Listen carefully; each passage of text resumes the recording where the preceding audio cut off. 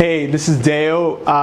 You know the craziest thing about what's happening right now is that 4 years ago, I started the We Are All Human community discussion in result of what was happening at the height of the 2016 election, where prior to that, where the same stuff that's happening right now was happening then. And I put it together because I was having this really intimate conversation with people that I had relationship with that were from different background around race, equity, prejudice, perspectives, false narrative. And I said, I would love to create a space where other people can come together and have this conversation. I felt a lot of pressure in my heart because I was like, man, what happens if I'm setting people up for failure? But we hosted our first event, which focused on what influences our personal bias. Ended up having about 30 people that attended from different background, different religion, different ethnicity. And it was supposed to be an hour and a half, ended up being almost 3 hours long. And after that, I knew for sure that there was an opportunity for people to engage in this way, because people don't have this kind of opportunity on a daily basis to confront their own biases. But you have to create a space that allows people to be able to be in a vulnerable place so they can actually confront them. And then as they confront them, you have to be able to create a space that allows different perspective to come in. And then we went on and hosted other ones. My brother and his now wife played such a critical role in helping me facilitate this. And then different community organizations like my church and my other friend's church and my friend Fred Bermonte.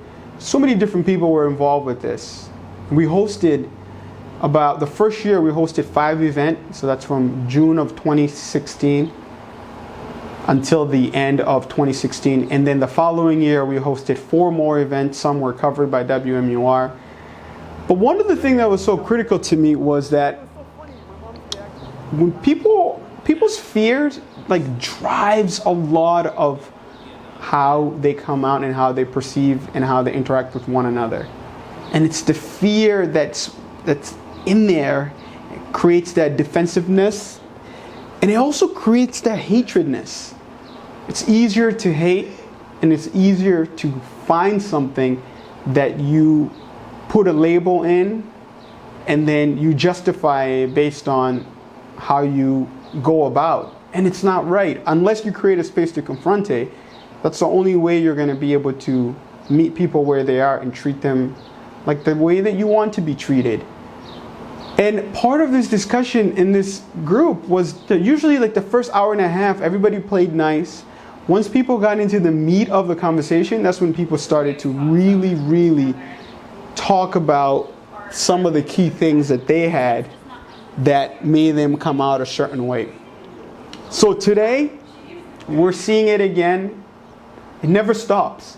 This is the reality for so many minority, so many black people all over the country in terms of how they're treated and how they have to present themselves.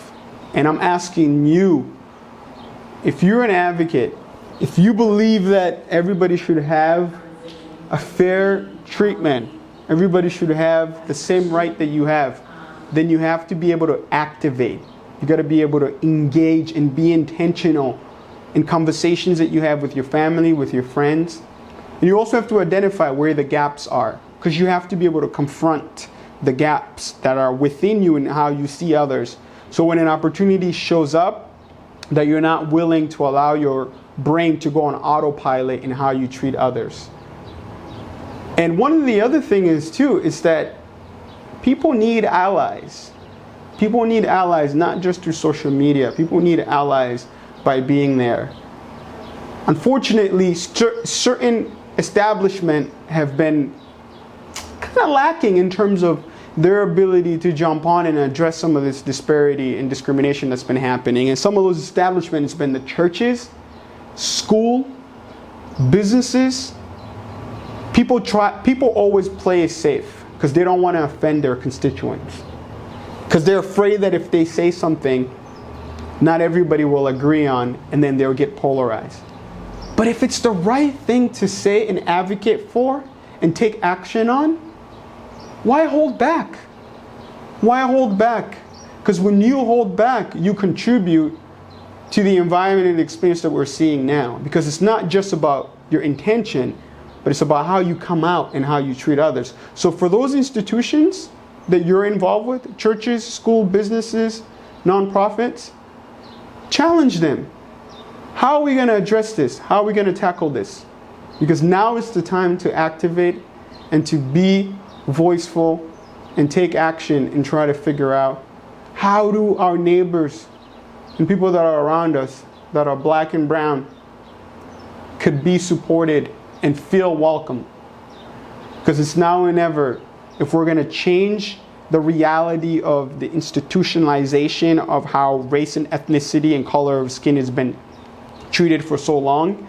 This is the time to disrupt it. It's going to take a lot of effort. But you have the power to control your environment. You have the power to influence your environment. And you have the power to bring change. Now is the time to do that. Persevere to excel. Go get it.